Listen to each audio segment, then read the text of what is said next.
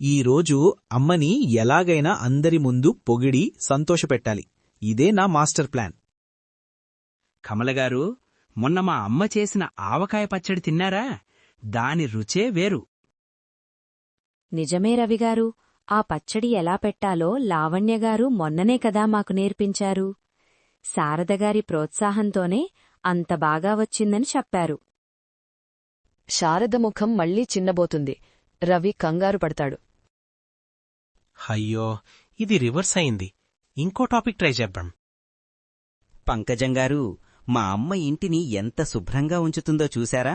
ఆవిడ చాలా పద్ధతిగా ఉంటారు. నిజమేనండి, అందుకే కదా లావణ్యగారు కూడా అంత పద్ధతిగా ఉన్నారు.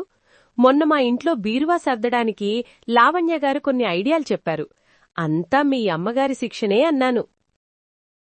రవి: దేవుడా, నేను ఏం పొగిడినా అది చివరికి లావణ్య దగ్గరికే వెళ్తోంది. Last try. మా అమ్మకు దైవభక్తి ఎక్కువ. పొద్దున్నే లేచి పూజ చెయ్యనిదే ఏ పని మొదలుపెట్టారు.